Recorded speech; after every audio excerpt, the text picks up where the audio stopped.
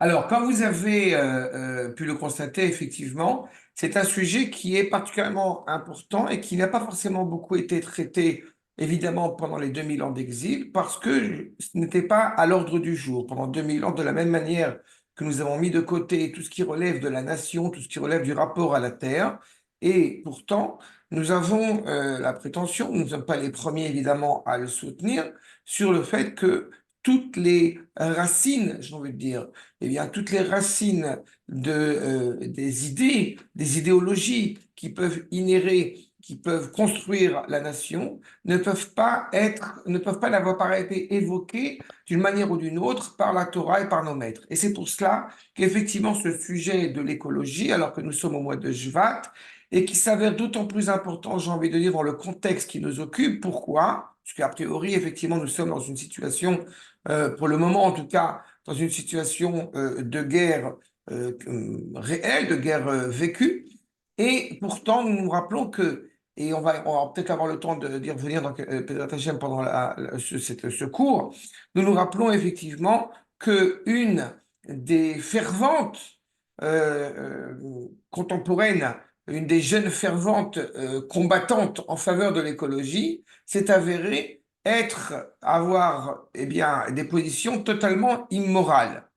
Et c'est très important par rapport justement au regard que nous avons à l'égard de l'écologie face au regard qu'a le monde à l'égard de l'écologie. Et surtout, je me suis exclusivement, comment dirais-je, tourné, essayé d'aller chercher, d'aller fouiner, j'ai envie de dire, dans des sources traditionnelles, très anciennes certaines même, pour bien montrer encore une fois, eh bien, à quel point ce rapport bienveillant à l'égard de la Terre, il peut sembler être, dirais-je, comparable, parallèle à tous ceux qui se battent pour l'écologie, et en réalité, eh bien, il prend sa source de manière totalement différente, et c'est justement parce que son origine est totalement différente que ses implications le sont d'autant plus authentiques. On aura l'occasion, ensemble, au prochain, de voir ça à travers les sources de nos maîtres. Je voudrais, avant de commencer, rajouter une petite anecdote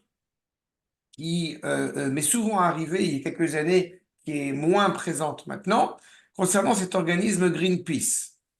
Eh bien, nous savons déjà que Greenpeace, pour ne citer que, ne sont pas présents dans plein de territoires qui leur posent problème, si je puis dire.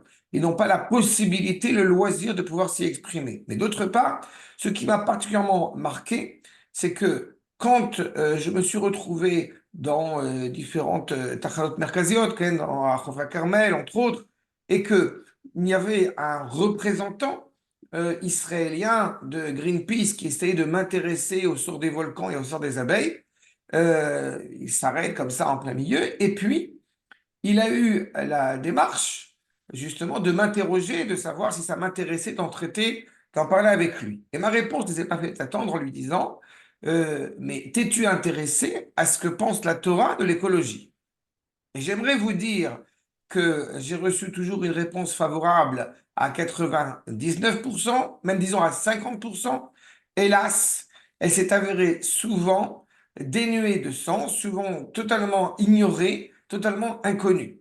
Ce qui m'a posé un gros problème, encore une fois. Comment est-ce qu'un juif peut s'interroger sur le sort de la création, sur le sort de l'humanité, sans être interrogé d'abord, ne serait-ce que d'un point de vue culturel, de s'être interrogé à savoir si, j'ai envie de dire, sa parole fondatrice, sa parole identitaire par le prisme de la Torah, a-t-elle un mot à dire, a-t-elle une réaction, a-t-elle une réalité par rapport à cela?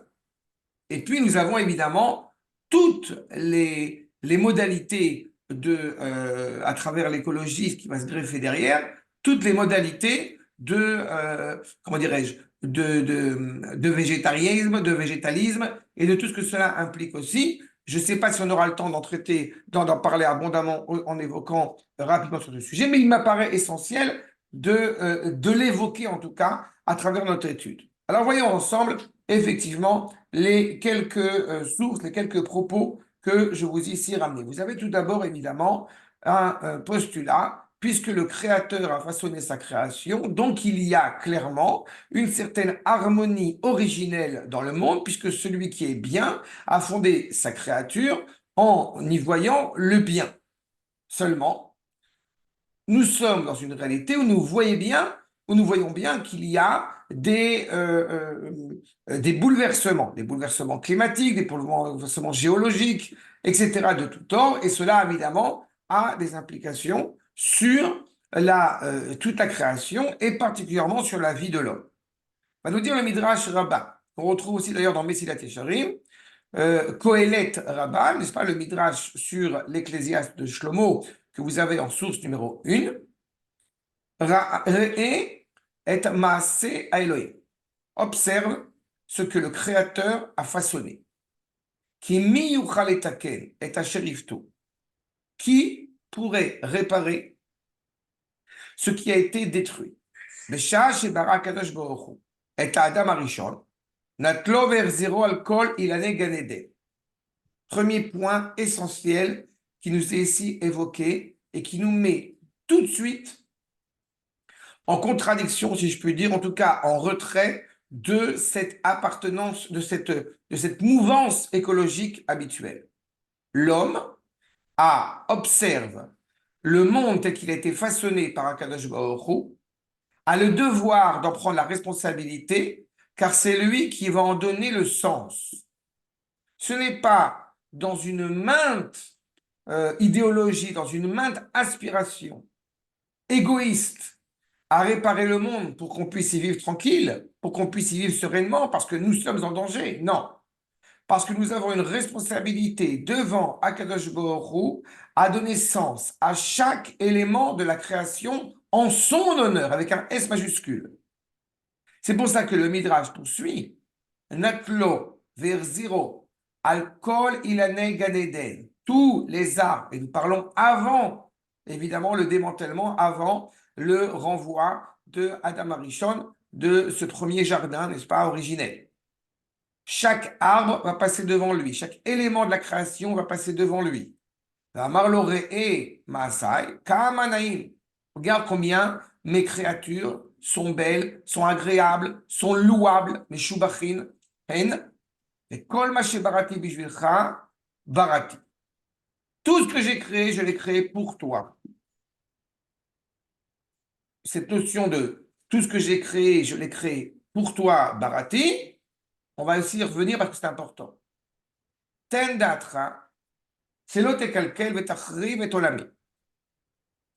Implique-toi, fais en sorte que mon monde, le monde d'Akash Borou, ne soit pas détruit. Sheim kil kalta, en misheitaken achrecha. Si justement, toi, tu as détruit, personne ne pourra apparaître après toi. J'insiste sur ce point. Est-ce qu'on va remettre en cause, est-ce que nous allons critiquer le lion qui rugit sous prétexte de cruauté? Je réponds tout de suite, certainement pas. Pourquoi? Puisque le lion, encore une fois, c'est sa nature profonde d'être un lion et pas d'être autre chose. Maintenant, si l'homme se comporte comme un lion, cela est totalement désastreux, totalement dévastateur, totalement contre-productif. Vélo-od, chez Aed Goram Mita, le Tzadik. Cette réalité-là a des implications, et ce n'est pas un hasard si le Midrash a utilisé le terme de tzaddik, parce que justement nous parlons de justesse, nous parlons de réalité morale à l'égard de la création. Comprenons ce que cela implique. Jeter un papier par terre, c'est pas bien? À quel titre? Bon, parce que tu pourrais le jeter à côté, il y a une poubelle à côté. Vous voyez bien qu'en réalité, il se cache quelque chose de beaucoup plus profond que cela. Jeter un papier par terre veut dire que nous éprouvons du mépris à l'égard de la terre, à l'égard de la création. J'ai dû raconter cette anecdote où là, j'ai envie de dire 1 million de fois. Mon fils était petit, il était au GAN. Eh bien, il a vu quelqu'un qui, devant lui, jetait un papier par terre. La première réaction qu'il a eue a été la suivante. Papa, Nachon, il est goy. Et pourquoi s'est-il exprimé de manière suivante? Parce qu'il lui paraissait impensable qu'un juif puisse avoir du mépris, et c'est évidemment un signe de mépris, à l'égard de la terre d'Israël. Je me permets de rappeler par la même occasion, sans faire trop de digression, sur le fait que, comme nous le rappelle le Shulchan Aruch, un des premiers éléments qui nous permet de réparer la faute des explorateurs, c'est justement l'expression d'un respect et d'une affection à l'égard des Eretz Israël. Ce respect s'exprime justement par le fait que nous ne soyons pas négligents à jeter des détritus par terre. On voit bien encore une fois le lien étroit qui va rattacher ce rapport que nous avons à la terre, cette affection que nous avons à l'égard de son égard, et un précepte, encore une fois, juridique, j'ai l'impression de lui dire. Un précepte dit selon la halakha. Mais alors, dans ce cas-là, pourquoi ne nous manifestons-nous pas plus? Pourquoi ne nous injurions pas? Pourquoi est-ce que nous ne sommes pas en train de prôner partout en Israël des poubelles jaunes et des poubelles bleues, etc., des poubelles oranges, etc. Il est évident qu'il y a un ordre de priorité. Mais dans cet ordre de priorité, la question morale est posée. Puisque nous vivons dans une réalité, pendant 2000 ans, une réalité séparatiste, c'est-à-dire nous ne sommes pas dans une harmonie, nous ne sommes pas dans une cohérence, automatiquement, nos maîtres s'y sont moins intéressés, s'y sont moins préoccupés. Ça ne veut pas dire qu'on n'a pas, encore une fois, de rapport de respect à l'égard du monde entier. Mais quand ce respect-là, quand cette valeur-là n'est pas animée par le prisme de la Torah, elle est, comment dirais-je, elle est soupçonnable. Parce qu'elle n'est pas invoquée par cette dimension morale, n'est pas invoquée au nom de, justement, de la justice divine.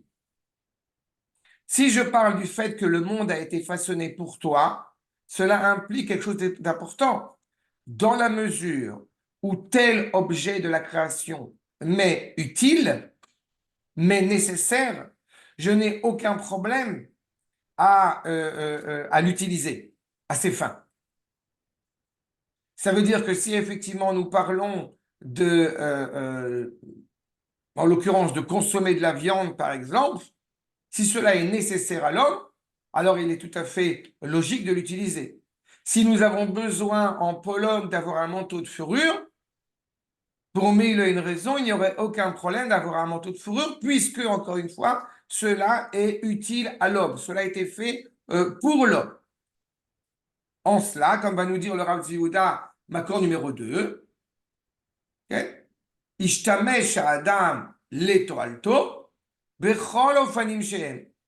De toutes les manières possibles, l'homme va utiliser ce qui lui est utile, ce qui lui est, encore une fois, nécessaire. Beva alechaim, les animaux, vetachadze isapek lahem et tzrachehem, hem, veifakach alehem. Oh, d'un côté, on nous dit, on va utiliser ces animaux dans la mesure où ils nous sont nécessaires, dans quelle que soit l'utilité qui nous est, encore une fois, procurée. Et de l'autre côté, on nous dit aussi de ne pas oublier de donner à manger aux animaux avant nous-mêmes. Comment peut-on, à quoi cela fait référence? Eh bien, justement, c'est par respect pour la création en tant que création et en tant que rôle qui lui a été assigné. Cela signifie, je vais me permettre de prendre un autre exemple auquel justement j'ai pu être confronté et qui m'est arrivé, à savoir, vous pouvez mettre la caméra, hein, parce que il n'y a pas la feuille exprès pour comme ça, on fait le cours en se voyant. C'est toujours plus sympathique de parler avec des gens et pas avec un écran noir, si sans vous importuner. Ah ça, le fait est, c'est que dans de ce point de vue-là, je vais reprendre un exemple que j'ai aussi d'ailleurs vécu. Il y avait un chat qui a été, je me rappelle, c'est il y a quelques années, un chat qui a été écrasé. Un chat qui a été écrasé, donc on avait la crêpe, mais, excusez-moi, mais le chat était encore vivant, la tête il était en train de suffoquer. Encore une histoire absolument, enfin une image évidemment absolument terrible. et les gens ne savaient pas quoi faire. Et dès que je suis arrivé dans cet endroit, qu'ai-je fait? J'ai tué le chat. Ça, j'ai mis mon pied sur son cou, je l'ai tué. Alors, si, encore une fois, je pense à la douleur que me procure cette image absolument terrible, a priori, je ne peux pas le faire. Et certains vont peut-être même penser qu'avoir écrasé un chat était un acte de cruauté.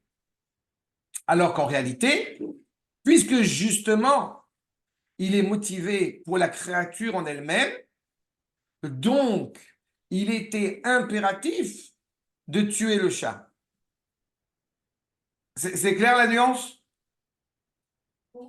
Vous avez ici ce qu'on appelle Tsar Ba'alei Chaim. Si j'ai vraiment du respect pour la créature en tant que telle, j'ai le devoir moral de tuer le chat. La plupart du temps, nous n'avons pas un problème par rapport justement à la douleur que l'animal, quel qu'il soit, souffre. J'ai un problème par rapport à la douleur égoïste personnelle à laquelle eh bien, je suis confronté. Mais ça, ce n'est pas un respect de la création. Ça, c'est un respect, encore une fois, qui est purement émotionnel. C'est une expression purement émotionnelle. Je peux avoir très faim, il n'empêche que je vais me soucier d'abord des animaux dans ma ferme à nourrir avant de me nourrir moi-même. Ce qui montre bien, encore une fois, que ce qui est mis en évidence n'est pas, je répète, l'ethnocentrisme ou l'humanocentrisme, mais toute la création doit, encore une fois, avoir ce sens, être reconnue comme tel. J'ai coutume de dire que dans un certain nombre de forums, qu'en réalité, quand une personne dit j'aime la tomate, ce n'est pas vrai. Si j'aimais la tomate, je ne la mangerais pas.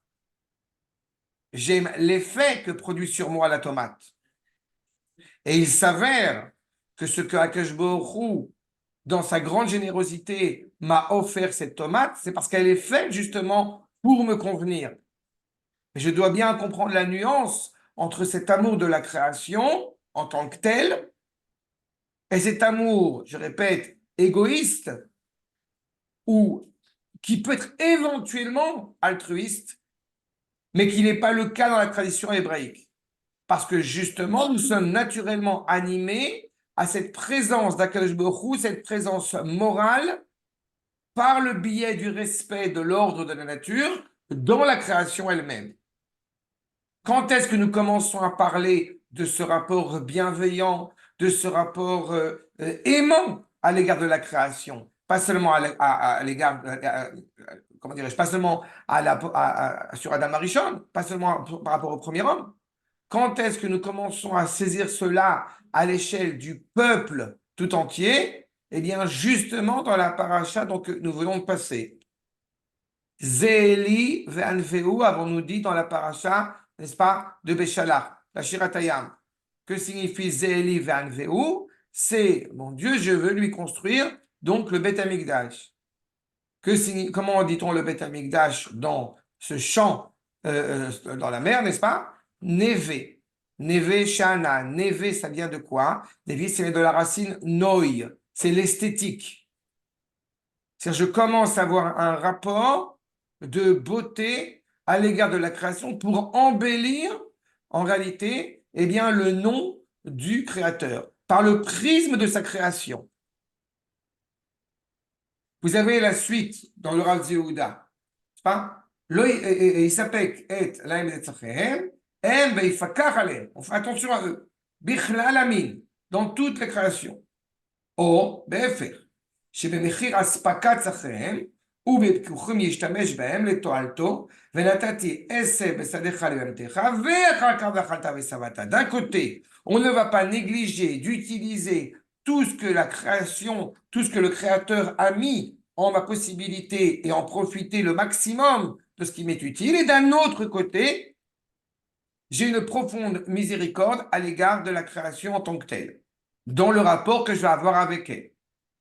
dans le rapport que je vais avoir aux animaux, mais pas seulement, dans le rapport que je vais avoir aux arbres. On sait pertinemment, comme vous l'avez ici dans Makor numéro 3, l'interdiction de couper des arbres. Vous savez que, là encore une fois, regardez bien à chaque fois, moi je fais ces parallélismes-là, parce que regardez bien à chaque fois, quand on ne saisit pas la valeur du projet divin ici qui est central, où cela peut-il nous amener? Vous avez un certain nombre de gens, disons, sur l'échiquier politique, qui sont profondément de gauche et qui vont reprocher dans les guerres que nous menons face à des terroristes, eh bien, les arbres que nous coupons en prétextant justement que dans votre Torah, il est écrit, comme vous l'avez ici indiqué, Lo tashchit et etza lindoach alav gavzen. Tu ne vas pas passer la scie sur cet arbre, qui memenu tuchal, parce que c'est de lui que tu vas manger.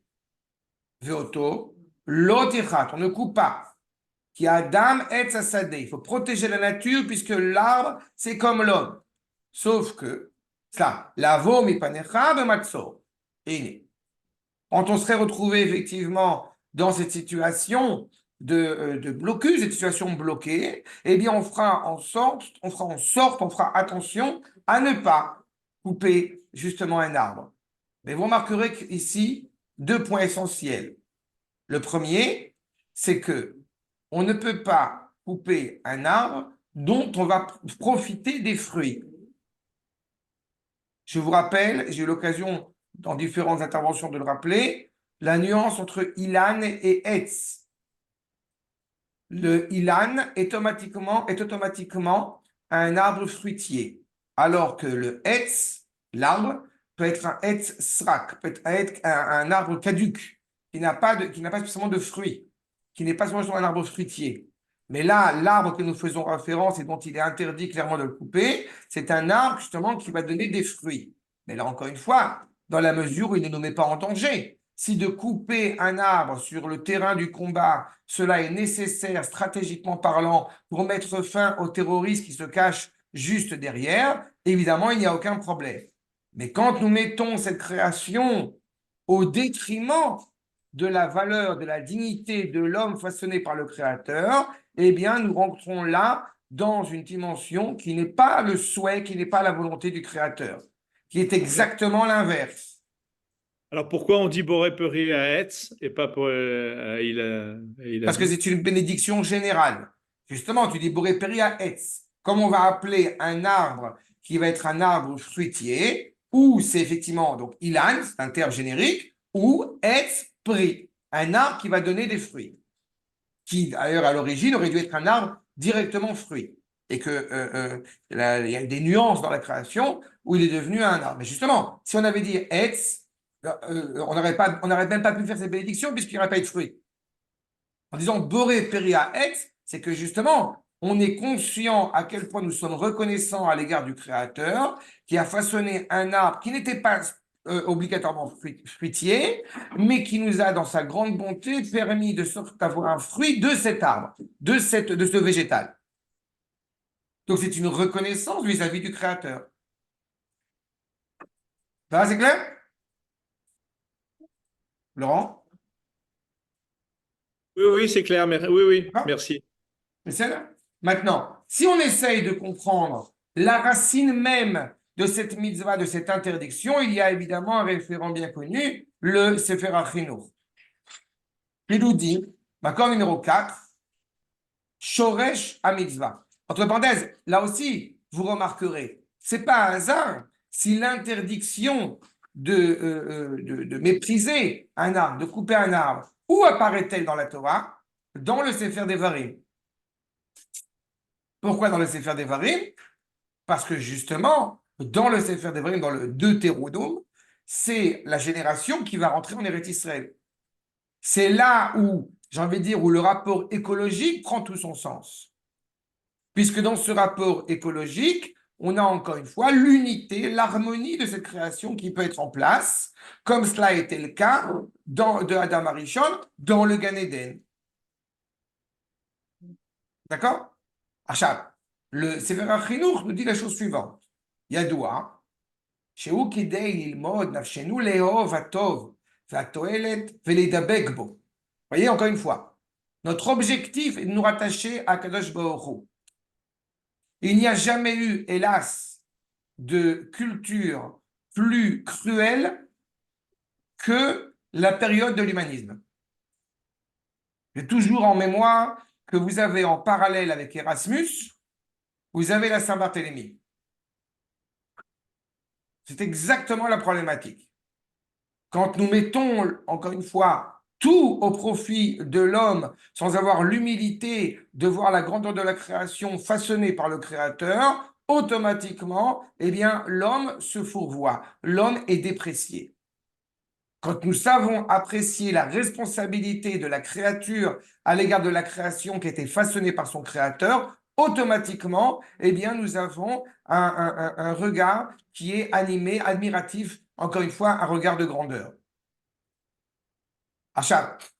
Donc, pour nous habituer à être rattachés au bien, à s'y atteler, à s'y coller, ou mitor kar tedabek banu, atova venachit mikol davara ou mikol davar ashrata.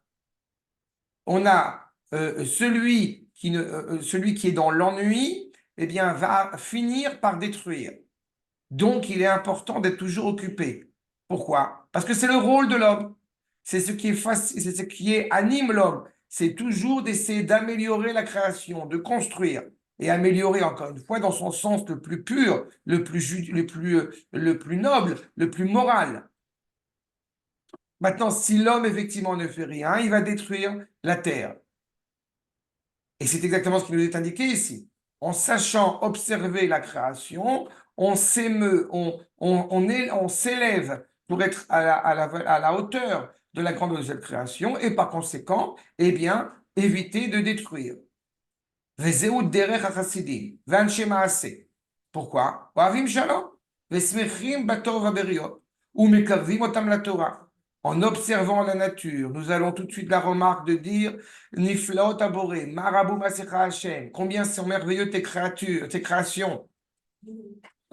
On veut se rapprocher d'Akadosh Baruch Hu. Dira le Rav Kook, quand on va dans les bois, on rencontre Akadosh Baruch Hu. Pourquoi est-ce que justement, la Chassidoute, n'est-ce pas, quand elle parle de Hitbodedut, cette idée d'isolement de l'homme avec Akadosh Baruch Hu uniquement, eh bien, cette méditation, elle va être abondamment pratiquée dans la forêt. Parce que justement, c'est en voyant la grandeur, les merveilles de la nature, que nous allons encore plus nous renforcer dans l'amour que nous avons à l'égard du Créateur.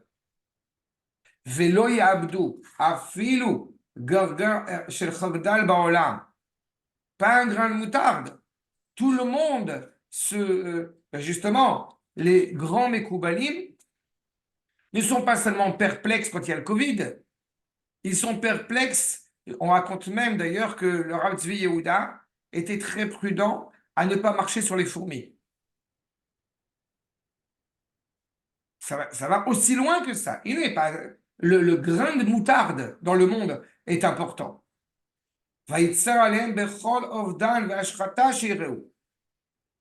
D'un côté, on va être profondément meurtri quand on voit une réalité qui se détruit. D'un autre côté, on est profondément en exaltation, enjoué quand nous voyons l'opportunité d'honorer Akadosh Baruch Hu.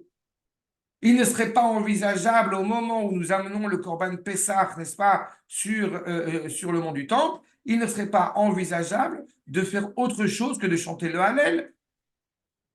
Puisque là, encore une fois, c'est honorer la créature façonnée par son créateur. C'est ça l'objectif. C'est un sens, je répète, un sens moral. Cette volonté de tout sauver. Le jour comme la nuit. Le bien, je précise aussi, comme le mal. Alors que les méchants, les pourris,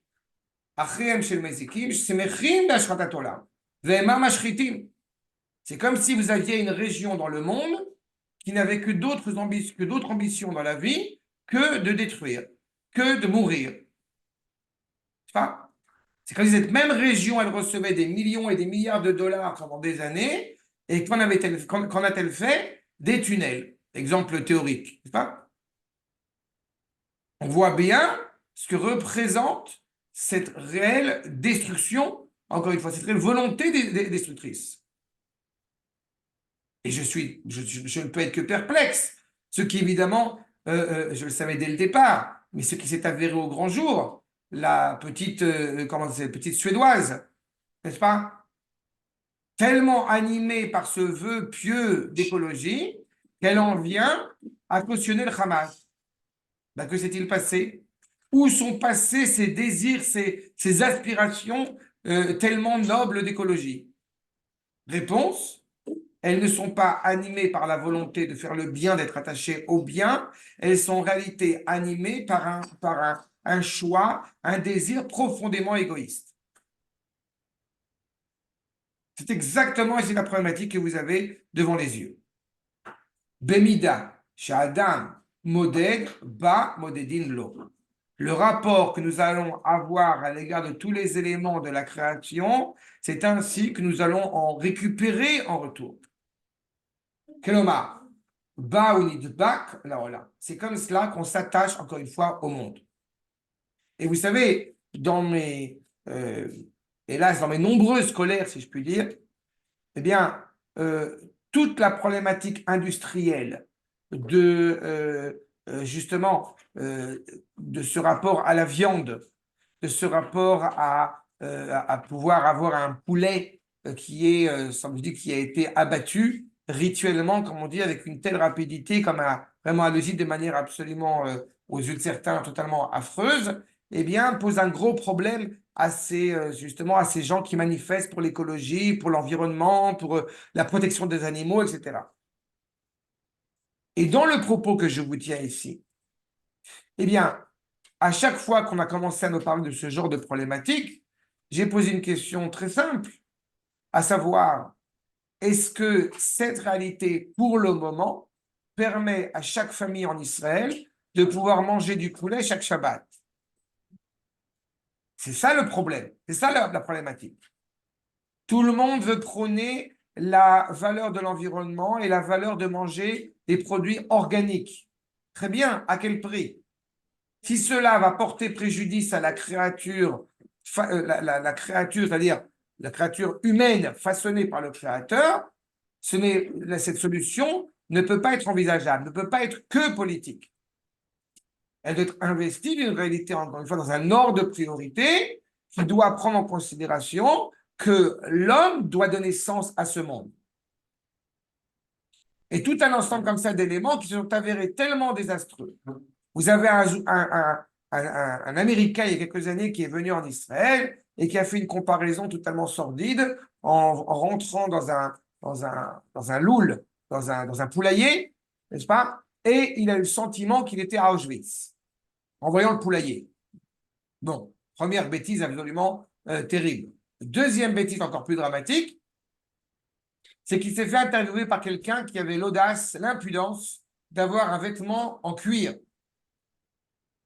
Et c'était absolument affligeant. Il a eu une réaction absolument d'une violence inouïe à l'égard de ce journaliste sous prétexte qu'il avait, encore une fois, une veste en cuir. Tous ces gens qui vont prôner, encore une fois, des valeurs écologiques qui sont dénuées de la morale, automatiquement, ils arrivent à ce genre de conclusion. Vous avez un journaliste français bien connu qui se dit antispéciste, n'est-ce pas? Et qui ne fait absolument pour lui, il n'y a aucun ordre de priorité entre le moustique et entre l'être humain, et on voit les propos qu'il tient. Évidemment, c'est un moustique. Il faut l'écraser avec le pouce. Encore une fois, nous voyons bien la problématique. Plus l'homme a un rapport avec le monde, avec humilité, en reconnaissant que ce monde a été façonné par un créateur et que c'est d'abord et avant tout un devoir moral de le protéger, d'être attaché à lui, plus le monde lui rend. À l'inverse, dans une société qui est justement, qui prône l'industriel à outrance, qui prône une société de consommation à outrance, automatiquement, eh bien, elle reçoit, j'ai envie de dire, la monnaie de sa pièce. Dois-je vous rappeler que dans la Gemara, dans Baba Kama, okay, il y a tout un ensemble de règles, à savoir, par exemple, le fait que les industries ne peuvent pas être en plein centre-ville, justement pour éviter qu'il y ait cet état de pollution qui puisse nuire à l'être humain. Le rapport de vis-à-vis des fenêtres qui ne vont pas être vis-à-vis du voisin pour éviter justement, eh bien, là encore, il y a un problème social important pour honorer, pour respecter l'homme. Le rapport à la chaîne alimentaire. Certains vont s'interroger sur le fait qu'effectivement, aujourd'hui, il y a des vrais problèmes écologiques. Mais la réalité, c'est que quand il y avait eh bien, une réalité cohérente, vous aviez des vieilles gazelles, si je prends cet exemple-là, vous aviez des vieilles gazelles qui couraient, des lions leur couraient après, et puis automatiquement, ils mangeaient les vieilles gazelles. Mais quand on a bouleversé un certain nombre, eh bien, et ce n'était pas un problème d'ailleurs, mais quand nous avons bouleversé cette chaîne alimentaire et que de soudain, il n'y avait plus cet engendrement perpétuel et dynamique, eh bien, automatiquement, parfois des jeunes gazelles se sont fait tuer, il n'y avait plus d'engendrement qui suivait, qui suivait les règles logiques du monde. Tout cela est déjà inscrit dans notre manière d'aborder la Torah vis-à-vis du respect de chaque élément de la création. Regardez, s'il vous plaît, justement, ce que nous dit le Ramchal dans Messilat Yesharim. Im ta'ami kod ba'inyan. Si tu comprends encore une fois que chaque chose a un but, a un rôle, et donc encore une fois ce devoir de responsabilité, ce devoir d'honorer la création qui à sa juste mesure. Tiré, qui a olam nivra. Ce monde a été façonné, les shimush adam. Im adam nimshach achara olam, ou mitrachek miburo, ine, ou mitkalkel, ou mekalkel olam imo. Automatiquement, non seulement il va s'écarter donc de son créateur, mais en réalité, eh bien, il va dégénérer ce monde. La preuve que cela a été une réelle réflexion dans le monde, puisque nous avons eu affaire à cette notion de bioéthique. Pourquoi est-il nécessaire de parler de bioéthique ou d'éthique tout court? Tout simplement parce que l'homme a commencé à se rendre compte qu'avec ces manipulations, il était en train de détruire le monde. Donc, dans son propre intérêt, il était important qu'il y ait eh bien, une éthique, une formation de gens qui vont essayer de mettre en place des valeurs éthiques. Mais si nous parlons en tant que juifs, en tant que personnes qui sont animées par la Torah, cela n'est nullement nécessaire. Cela est l'origine même, dira le Rav Zéhouda, on est contre l'étiquette. En faisant un jeu de mots, il connaissait le français de Rav Zéhouda sur leur jeu de mots avec éthique. On est animé par la morale. On est animé par ce que, encore une fois, par ce que nous allons pouvoir parfaire le monde. J'ai coutume de rappeler, quand on rentre dans la paracha, cette semaine, la paracha de Yitro, j'ai coutume de rappeler toujours sur le fait que, semble-t-il, la paracha de Mishpatim a eu lieu avant Yitro ou en même temps que Yitro. Alors, pourquoi Yitro est avant Mishpatim? Réponse, pour mettre en évidence le fait que la légitimité passe avant la légalité et que c'est au nom de la légitimité que la légalité prend son sens. Que va faire l'éthique dans les civilisations nombreuses qui essaient de développer la science? Elle va essayer d'établir des lois pour savoir effectivement si agir, si faire un clone, si faire je ne sais quoi d'autre est envisageable ou non. Nous sommes exactement à l'inverse. Quand dans Yitro, c'est une toute petite parenthèse, mais qui me paraît ici, encore une fois, importante par rapport au sujet qui nous occupe, quand dans Yitro, il nous est clairement stipulé l'interdiction d'assassiner et que dans Parashat Mishpatim, on parle de l'assassinat, on peut se dire, mais alors pourquoi aller dans ce sens-là? On ne doit pas perdre de vue la notion de bien, la valeur au nom de quoi, au nom de laquelle nous agissons. Ce qu'on appelle, comme je l'ai dit, la légitimité. C'est cette légitimité qui va donner son sens à l'égalité. Quand on est rapproché du Créateur, donc de sa création, par conséquent, notre rapport à la création va être différent. À l'inverse, nous pouvons, que Dieu préserve, détruire le monde. Et donc, effectivement, eh bien, nous sommes à l'inverse de la réalité prônée et choyée par le Créateur. Akel Baruch Hu nous a donné les éléments pour pouvoir construire, parfaire le monde. Mais il nous les a donnés pour que nous puissions justement être associés avec lui dans cette perfectibilité du monde. Umishtamesh minaolam rak liot lo les siwa le'avod boro. Oui, Akadosh Baruch Hu est intéressé à ce que tu profites de tous les éléments qui parsèment la création. Tout à l'heure, Laurent me parlait de la bénédiction Boré Peria Etz. Il ne faut jamais oublier, on avait l'occasion d'en parler dans le passé, Baruch Ata, je te reconnais comme étant source de bénédiction. Combien je te rends hommage, combien je te suis reconnaissant à Kadosh Baruch Hu qui a créé cet arbre pour mon plaisir, pour moi. C'est ce lien-là qui est important. Le lien que nous avons à la création et cet émerveillement et cette sensibilité à l'égard de la création, non seulement est souhaité par Akash Baruch Hu, mais il a une répercussion, il a une résultante. Quelle est-elle? Ou mitale ve'olam atzmo mitale imo.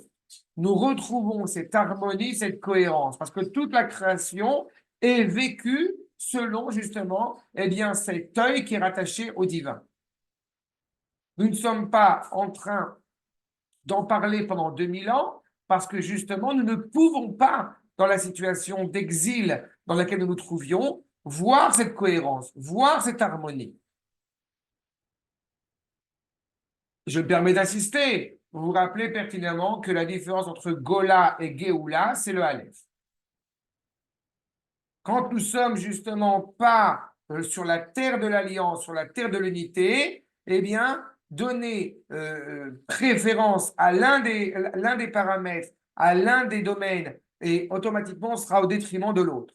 Quand nous revenons en Eretz Israël, de la même manière qu'à l'échelle de la nation, le corps de la nation retrouve son importance, le corps de l'être juif retrouve son importance, la matérialité de la terre retrouve encore une fois sa valeur. Mais sa valeur qui n'a d'autre sens et d'autre finalité, encore une fois, de nous élever. Et je répète, on est très inquiet sur le cri de la vache qui est tuée. On n'est pas inquiet sur le cri de la carotte au moment où on la tire de la terre. Alors vous allez me dire, oui, non, mais la carotte ne crie pas. Parce qu'aujourd'hui, des travaux scientifiques ont montré que le carotte ne criait pas. D'abord, ce n'est pas forcément un cri qu'on entend. Il peut y avoir un cri auquel on n'est pas sensible, mais il n'empêche que d'une certaine manière, à part les arbres fruitiers, justement pour le coup, toutes les autres réalités de la création, eh bien, nécessitent d'être mises en cause, nécessitent d'être détruites d'une certaine manière pour pouvoir en profiter, mais pas seulement vis-à-vis de l'homme. Toutes les créatures, quelles qu'elles soient, automatiquement négligent une réalité au profit d'une autre. C'est ce fameux cycle. Dans l'avenir, à la fin des temps, il est possible que cela ne se passe plus de cette manière-là. En tout cas, que cela soit pleinement consenti.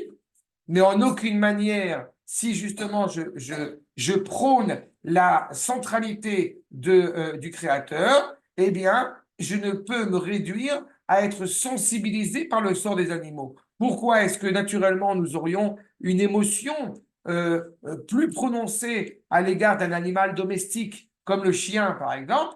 Mais parce que c'est la nature profonde du chien. Le chien, comme son nom l'indique, qu'élève, il est entièrement émotionnel, il est cool aux lèvres, il éveille en nous ces émotions.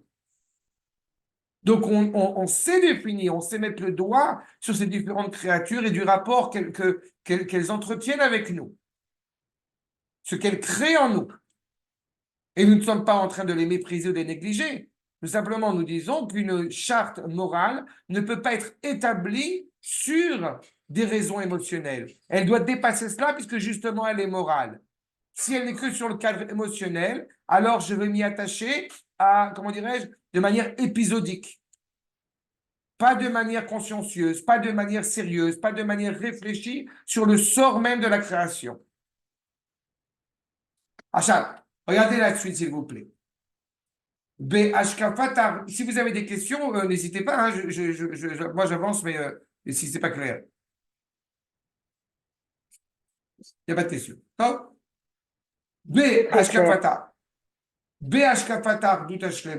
Dans cette volonté, dans cette conception, encore une fois, de voir le monde selon son prisme de l'unité, comme nous rappelle le Rav Yehuda, lo nir'e et atzmenu betor davar prati. Quand on parlait des Mekoubalim qui s'intéressaient au sort de toute la création,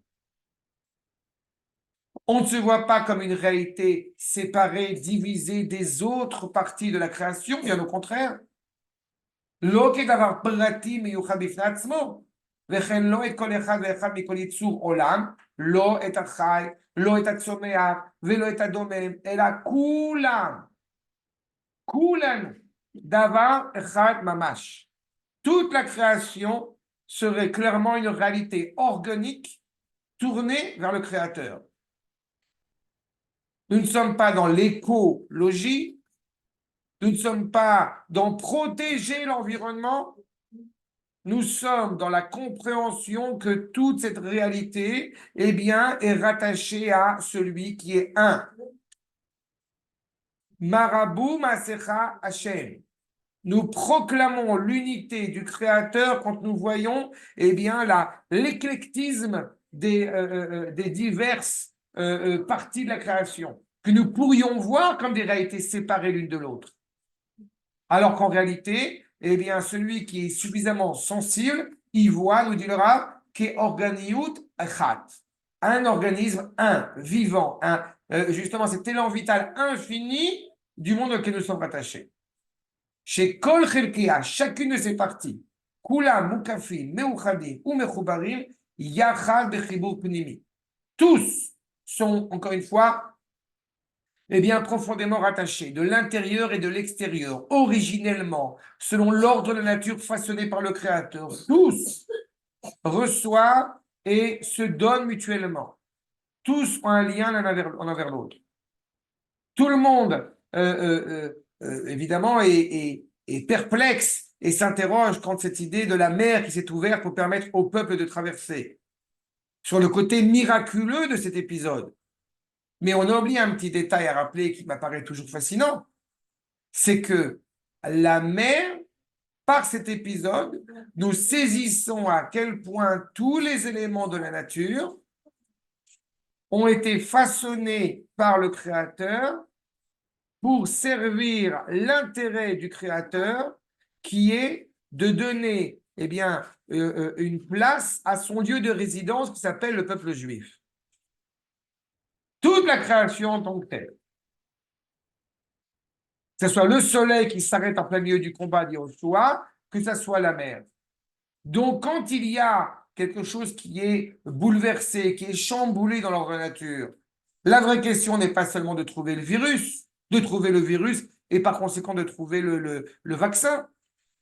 La vraie problématique, c'est de s'interroger sur la problématique morale qui est inhérente à ce bouleversement qui vient de s'opérer.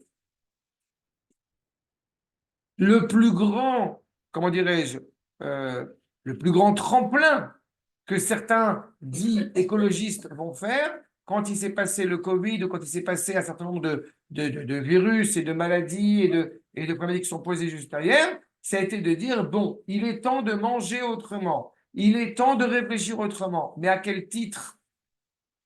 Mais avec quelle finalité? Ça reste une finalité purement sociale. Et je vous parle encore une fois des plus idéalistes parmi les écologistes. La plupart des gens, avant le Covid et après le Covid, ils ont essayé assez rapidement, dans la mesure où cela leur était offert, de reprendre le rythme de vie qu'ils avaient avant le Covid. C'est-à-dire qu'en réalité, il n'y a pas malheureusement une remise en question morale qui doit être inhérente à une problématique qui a marqué l'écologie, qui a marqué le monde. Et c'est ça qui nous est demandé. comment, face à telle réalité, face à telle marée, face à tel tsunami, que doit-on apprendre pour réparer, eh bien, une réalité, semble-t-il, qui n'est pas à la hauteur de l'exigence d'Akadosh Baruch Hu, de réparer et de l'amener vers cela. Puisque toute la finalité, encore une fois, tout le monde est tourné vers cela. N'oublions pas que, eh bien, celui qui va faire en sorte qu'il y ait de l'eau ou qu'il n'y ait pas d'eau, c'est Akadosh Baruch Hu lui-même. Par conséquent, et j'avais l'occasion de faire un cours au mois de Cheshvan sur ce sujet, sur la question de la pluie en Israël et tout court, en réalité, il est évident que on doit clairement développer toutes les facultés intellectuelles pour techniquement essayer de développer un certain nombre de choses qui vont permettre d'améliorer le sort de l'homme, mais on doit s'interroger sur la raison morale qui va sortir, qui va découler de cet avancement technologique. Sinon, nous sommes constamment, encore une fois, dans une séparation des réalités sans y voir, je répète, l'unité du Créateur qui est la seule raison, encore une fois, de l'existence de ce monde. Vous avez dans les Tehillim, Yasem Neharot Lemidbar, Umotsei Maim Letzimon. Nous avons des fleuves qui peuvent être transformés en désert, et à l'inverse, ceux qui effectivement, eh bien, ceux qui avaient trouvé avec à foison, on va dire de l'eau, devenir assoiffés. Eretz Peri le Melecha. Une terre qui était fertile, qui devient une terre salée, où malheureusement il n'est plus possible de pouvoir fertiliser cette terre. Mer'at Yeshveba. Et qui a au contraire porté préjudice à ceux qui vont s'y asseoir. Vous avez le Gush Katif qui était un territoire, semble-t-il, infertile aux yeux de certains et qui devient pleinement fertile. Comment est-ce possible? Parce que quand il y a une volonté d'ajouter, d'accroître un élan vital à cette réalité terrestre, cette réalité matérielle, automatiquement, Akash Borou, eh bien, participe, j'ai envie de dire, à l'événement.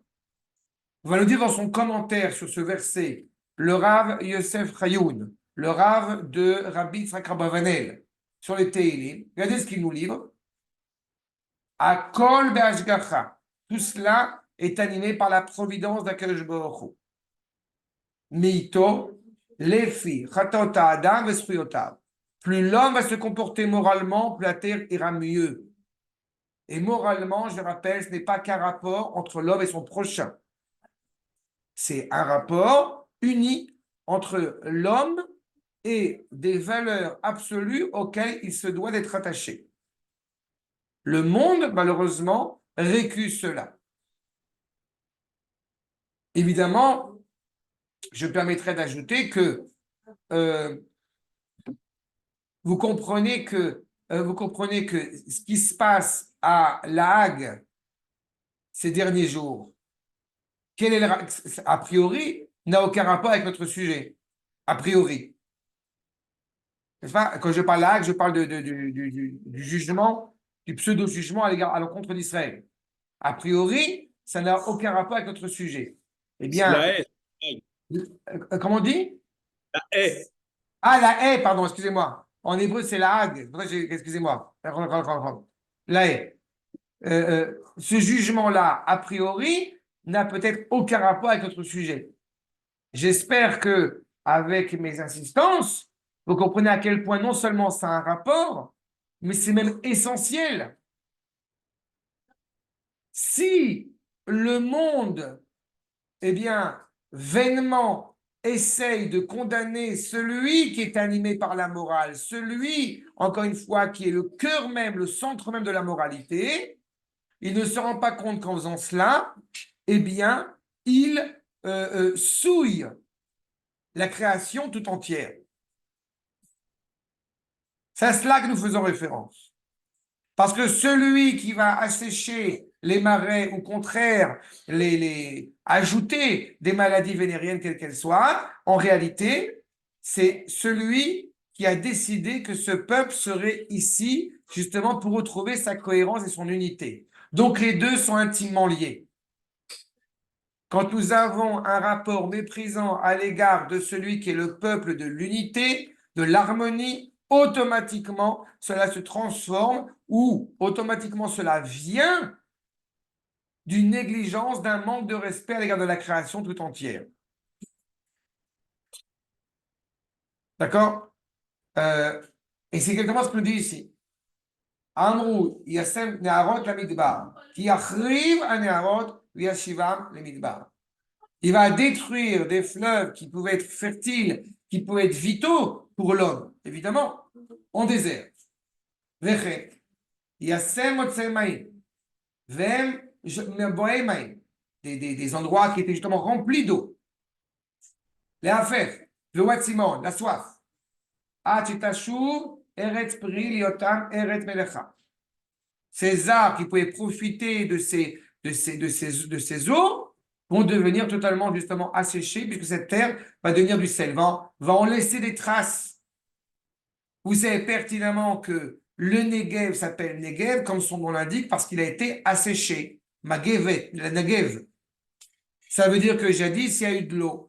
Qu'est-ce qui a fait que cette région-là est devenue plus désertique qu'elle ne l'était dans le passé? Alors on le sait. Vous avez Sodome et Gomorrhe.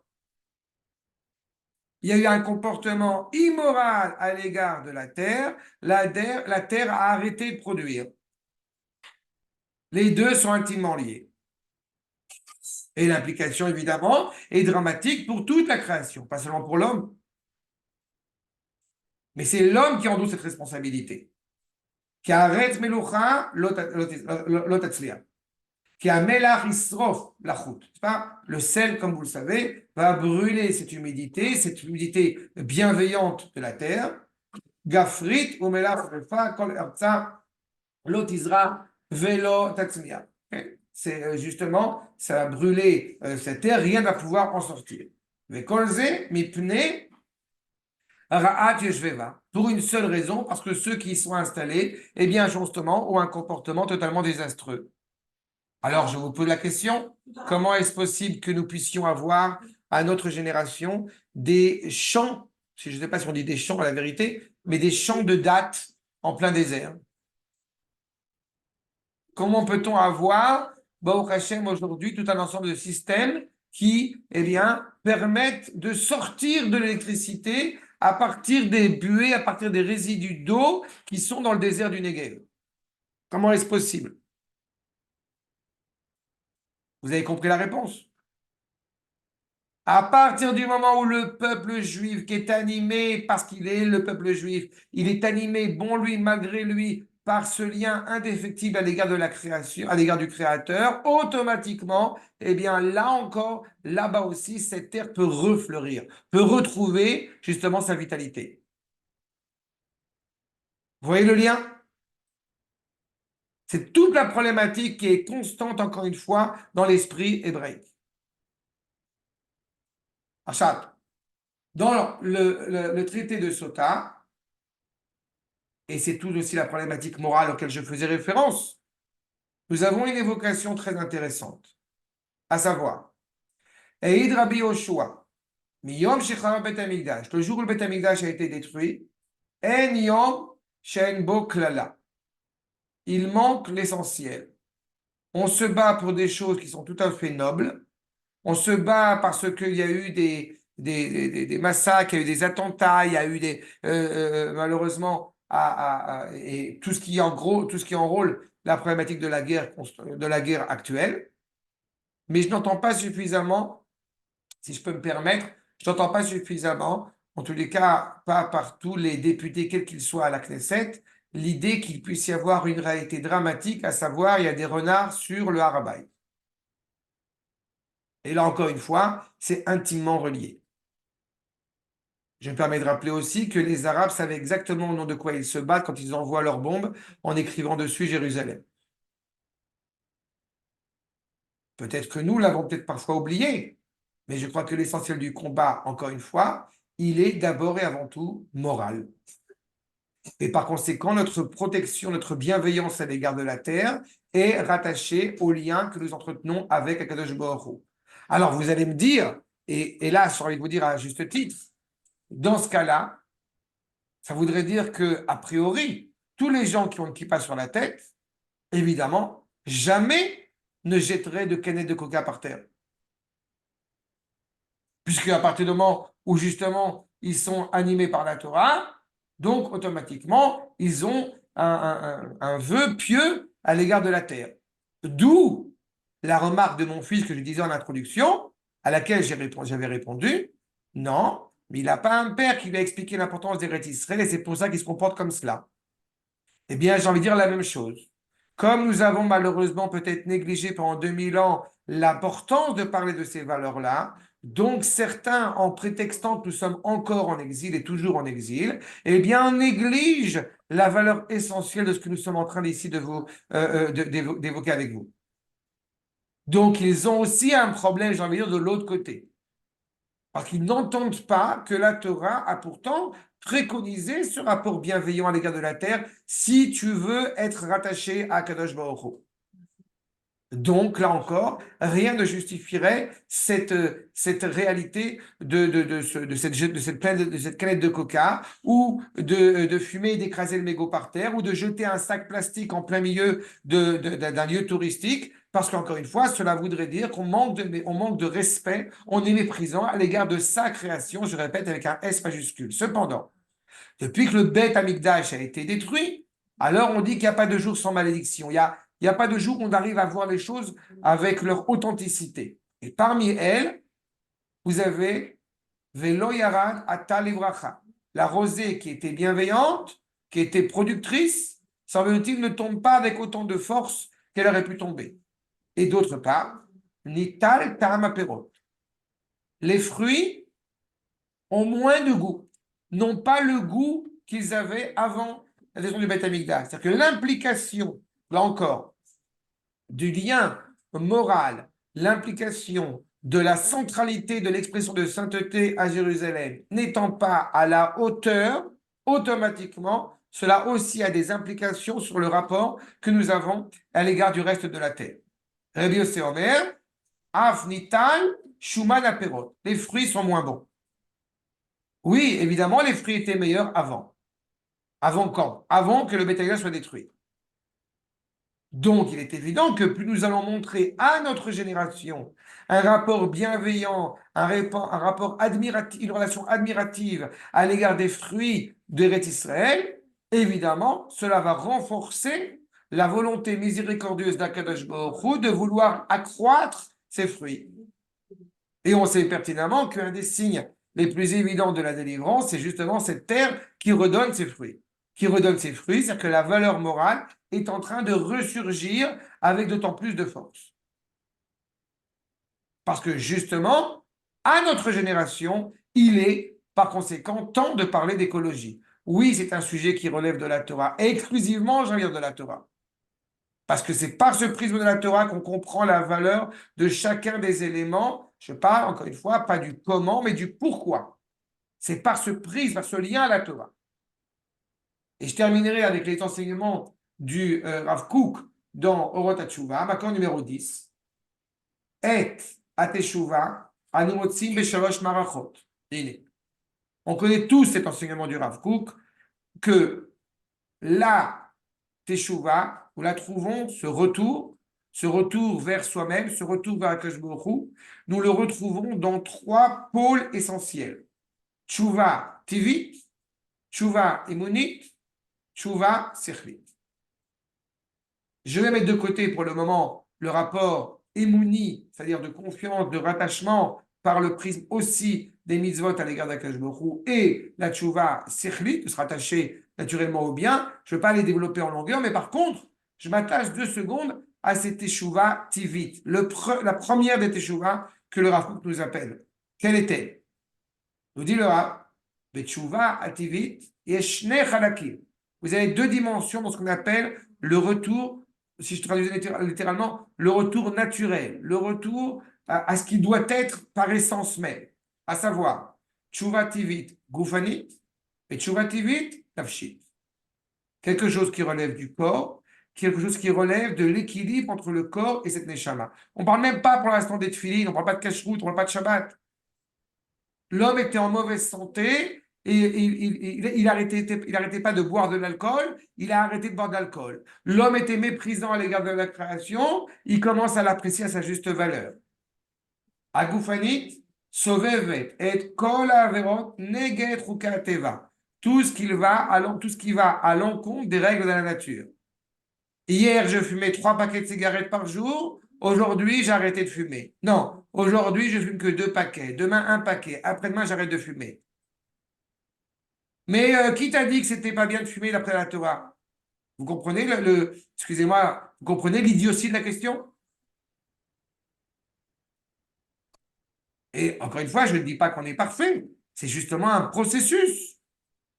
Mais que Dieu préserve, qui aurait l'idée de penser une seule seconde que de fumer, ce qui est prouvé aujourd'hui que cela est nuisible pour la santé de l'homme, comment est-ce qu'un juif qui veut justement suivre les desseins, les chemins d'Akash Borou pourrait cautionner le fait de fumer, pourrait justifier, pourrait sanctifier l'idée de fumer? Pas possible. Ce qui va à l'encontre même de la nature. À Moussar, vers la Torah. Mais encore une fois, la morale et la Torah dans ce cadre-là. Amekushari, im chuka teva. Comme on a dit, qui sont profondément rattachés aux lois de la nature.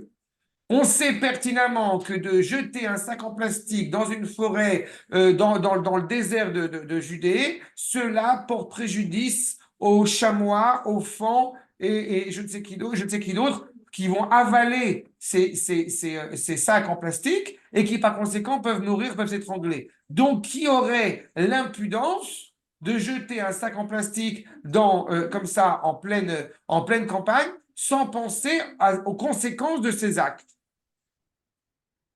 On n'y a pas pensé parce qu'on ne voyait pas pendant 2000 ans, encore une fois, cette réalité d'Israël et de son peuple sur sa terre comme de manière organique, ce qui est, Baruch Hashem, de moins en moins le cas. Mais encore une fois, en parler de manière organique implique à la fois tous les éléments de la création et y compris évidemment l'homme en tant que serviteur fidèle d'Akadosh Baruch Hu. Chez Sov Kol Anaga Ra'a ou la vie Machalot ou Machové. Pourquoi est-ce qu'il y a des maladies? Pourquoi est-ce qu'il y a des virus? Parce qu'évidemment, il y a un comportement qui n'est pas à la hauteur. On n'est pas en train de pointer du doigt qui est coupable d'un groupement humain particulier, mais on ne peut pas ignorer une seule seconde que quel que soit le virus et quelle que soit la maladie, eh bien cela provient d'une manière de manger, d'une manière d'être, d'une manière de se comporter qui n'est pas à la hauteur et qui fait, j'ai envie de dire, qui est une sonnette d'alarme pour l'être humain. Encore une fois, qui va servir le Créateur. Et on en tire évidemment, hélas, une souffrance, comme le rappelle le Rav, qui va en souffrir? Pas seulement ce groupement humain, toute l'humanité, toute la création va souffrir de cette réalité-là.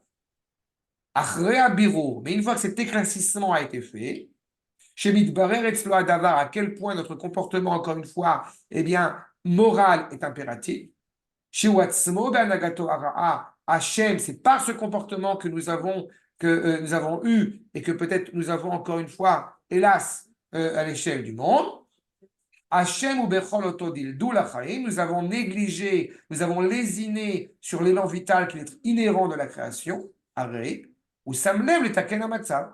Maintenant, on s'opère à réparer.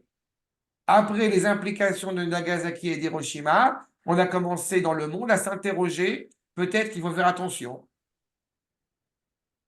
Mais comme le monde entier, plutôt que d'essayer de se réparer moralement, essaie de trouver des solutions, telle la tour de Babel, essaie de trouver des solutions aux problèmes. Mais la vraie problématique de la solution n'est pas une solution purement technique, en tout cas pas exclusivement technique, est avant tout une solution morale. Donc le monde s'est désespéré de pouvoir réparer et d'être réparé et de se réparer moralement. Donc il essaie de trouver des solutions intermédiaires pour reculer l'échéance de la destruction. Mais nous ne parlons pas comme ça puisque nous sommes rattachés à un créateur et que ce créateur a assuré son alliance à l'égard de sa création pour l'éternité. Donc, comment peut-on faire pour améliorer cette réalité? D'abord et avant tout, moralement. D'abord et avant tout, dans une prise de conscience des valeurs morales.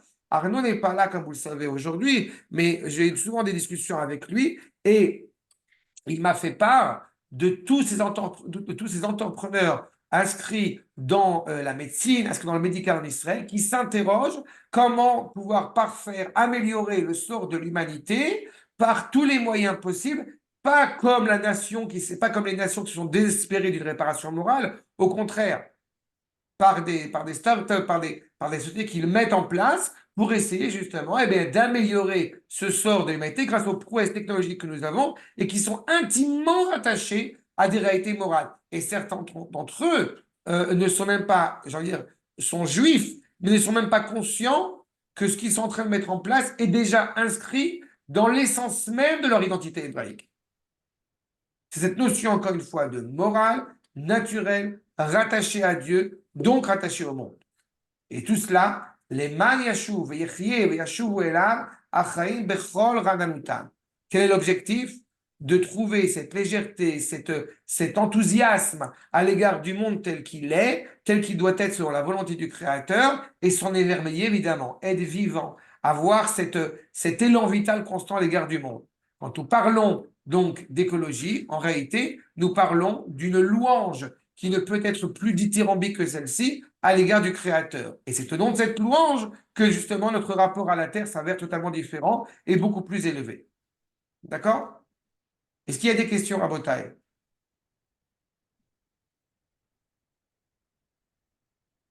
Si, vous pouvez parler, hein? Ah, c'est clair, merci. D'accord? Oh, c'est très clair. Ce qui m'intéresserait personnellement mais ce serait l'objet d'un autre cours, je pense, c'est l'évolution qu'il y a eu au cours du temps. C'est-à-dire depuis Adam Arishon, après avec Noach, et après, C'est une très bonne question. Il y euh, a eu, ok. il y a une évolution du monde et une évolution de la réalité matérielle vis-à-vis des animaux, vis-à-vis de la nature. Tout a évolué au cours du temps. Bien sûr. Et c'est pas statique, c'est-à-dire que moi, Mais c'est tout un sujet cela est. qui me Non, non, fascine. c'est d'abord, c'est très important ce que tu soulèves. Je peux te dire peut-être un ou deux éléments très rapides, à savoir qu'effectivement, on voit bien le rapport de Adam Arishon qui est renvoyé du Gan Eden et l'implication que cela a sur le monde. Et on voit aussi à l'époque de Noach, où justement il y a une promesse de la part du Créateur que la terre ne serait pas maudite à cause de l'homme. Parce qu'on sait les dangers qui sont en place. Mais tu remarqueras à l'inverse, et c'est pour ça que je dis que le rapport, il est essentiel que ce soit une relation morale à l'égard de cette création. Parce que vous avez, à l'époque de l'Égypte, justement l'Égypte pharaonique, où le pharaon était végétarien. Mais avant Noach aussi, à l'époque de toute cette dépravation qui a Bien abouti sûr, tout à à fait. Boule, ils étaient aussi végétariens. Exactement. Ils étaient végétariens, mais c'est justement la problématique. C'est Mais on dit aussi motiver. qu'on va revenir à ça aussi. On va Alors, revenir à Féméol. Ça, c'est un sujet à part entière. Mais justement, comme j'ai dit, je n'ai pas de problème avec le végétarisme, bien au contraire. Le Rav Kook a écrit des choses là-dessus. Mais il y a deux éléments importants. Le premier, c'est que de parler de végétarisme d'un point de vue idéologique aujourd'hui est en réalité un masque qui cache derrière lui une extrême cruauté. Parce mais que, tous les évidemment, ont toujours été très, ont toujours aimé les animaux, la nature. oui, mais par contre, le La fait qu'il y nature, a le plus. nazisme en particulier. Exactement. On aime beaucoup la nature, mais on n'a aucun problème à mettre un enfant juif dans un four. C'est ça. Donc ça montre bien la problématique et la dichotomie, encore une fois, et le côté absolument abject, encore une fois, quand ce n'est pas animé par cette créature façonnée par le Créateur. Dans cet avenir auquel nous faisons référence, où nous parlerons de végétarisme, c'est par étapes, et surtout, ce n'est pas à l'ordre du jour, mais j'ajoute un point, c'est que même quand beaucoup de nos maîtres, surtout même contemporains, ne mangent pas beaucoup de viande ou pas du tout de viande pendant la semaine, ils mangeront de la viande le Shabbat. Et on ne va pas s'interdire, bien au contraire, de manger le Korban Pessah à Pessah. C'est-à-dire que c'est orienté dans une certaine direction. Ça, c'est la première étape. Il y a une étape auquel tout le monde fait référence, cette notion effectivement de Chazon Atzamchonut, de ce végétarisme, qui est à la fin de la fin des temps. Mais étant donné qu'à la fin de la fin de la fin des temps, eh bien, puisque toute la création continue à s'élever par le prisme d'Israël qui lui-même s'élève, Donc, puisque Israël devient Lévi, que Lévi devient Cohen et que Cohen devient Cohen Gadol et que Cohen Gadol devient Cohen Gadol Gadol, eh bien, automatiquement, les nations, elles aussi, elles s'élèvent. Les animaux, eux aussi, s'élèvent. Quand on parle du fait que Shlomo Amelech était capable de parler avec les animaux, c'est qu'il y avait un rapport qui était très différent avec les animaux. Mais il y avait lieu d'avoir un rapport très différent à l'échelle de Shlomo parce que justement lui-même était à une dimension différente. Ça veut dire qu'au moment où il n'aura plus besoin de faire des sacrifices animaliers, c'est parce que l'homme se sera montré profondément moral. La raison essentielle pour laquelle le fait de manger de la viande a été autorisé après le déluge, avec Noach, c'est parce que justement, Akadosh Baruch Hu a jugé bon à ce moment-là que le fait de manger de la viande éviterait qu'on se mange entre nous. Donc c'est pour canaliser une réalité de facto qui existe chez l'homme. Mais donc quand l'homme aura réparé ses impairs morales, et même cela, on sait pertinemment que quand on va manger, quand on va faire la shrita, quand on va faire l'abattage, on va recouvrir le sang, n'est-ce pas, pour les animaux, c'est-à-dire les animaux dont on a fait la shrita. Donc automatiquement, ça montre bien qu'il y a une implication morale derrière. Mais l'objectif de la Torah n'est pas de parler à des anges, comme vous le savez, c'est de s'adresser à des hommes en prenant en considération quelle est la situation concrète, factuelle de l'homme au moment où il va recevoir la Torah et vers quel idéal il doit se tourner. C'est comme j'ai dit tout à l'heure, quand on prend Yitro où on a l'interdiction d'assassiner et que dans Mishpatim on parle de si tu as assassiné et que ça va justement dans cet ordre-là, c'est parce que nous ne sommes pas en train de nous déconnecter de la société dans laquelle nous vivons. Par contre, nous savons à quel idéal nous sommes rattachés et nous avons confiance que cet idéal va se mettre en place, peu importe le temps que ça prendra. Et c'est pour ça qu'il est assez fascinant à chaque fois de voir quelle est la finalité, l'idéologie de chaque civilisation qui s'exprime. Quelle est la finalité de l'islam? Quelle est la finalité de la chrétienté? Quelle est la finalité du bouddhisme? Quelle est la finalité? Chaque culture, là où elle se trouve, eh bien, c'est intéressant de voir quelle est leur finalité. Et vous avez clairement des finalités qui sont mortifères. L'Apocalypse chrétien, par exemple. Quelle est la finalité de Ham Israël? C'est une finalité, encore une fois, qui prône le bien en tant que bien, moral en tant que moral, nullement l'envie que le monde entier devienne Israël, mais que l'humanité devienne, que l'humanité, toute la création devienne pleinement réparée. Et effectivement, il arrivera un moment dans l'histoire où on n'apportera que des sacrifices extraits de fleurs de farine au Beth Amikdash, et effectivement, il n'aura plus besoin à ce moment-là de consommer de la viande. Mais pour l'instant, ce n'est pas encore à l'ordre du jour. Parce qu'on doit toujours prendre en considération, comme je disais tout à l'heure, là aussi, où se place, à quel niveau se place l'homme. D'accord quelqu'un vous parlait cette semaine sur le fait que le prix des cigarettes aujourd'hui, j'ai compris qu'un paquet de cigarettes coûtait 30 shekels. Donc, c'est très sympathique de mettre des photos de gens qui meurent du cancer sur le paquet, de dire que fumer tue, etc., etc. En réalité, les prix continuent à monter, les gens continuent à fumer. C'est-à-dire que c'est très bien que derrière cet intérêt pieux et écologique et idéologique et qui exprime les méfaits des cigarettes, on sait très bien qu'il y a quelques histoires dessous derrière. Quelques petites histoires dessous. Parler du désarmement quand nous avons des contrées qui sont encore profondément violentes, c'est ridicule. C'est ne pas, encore une fois, reconnaître l'importance de combattre cette expression du mal qui, elle, porte préjudice, encore une fois, à la création.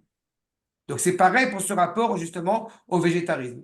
Après, je ne parle pas des raisons de santé. Il y a des gens, évidemment, pour des raisons de santé, qui ne mangent pas de viande. Mais cette idée d'être miséricordieux à l'égard de l'animal, excusez-moi, je fais partie de ces petites gens qui reconnaissent l'ordre de priorité.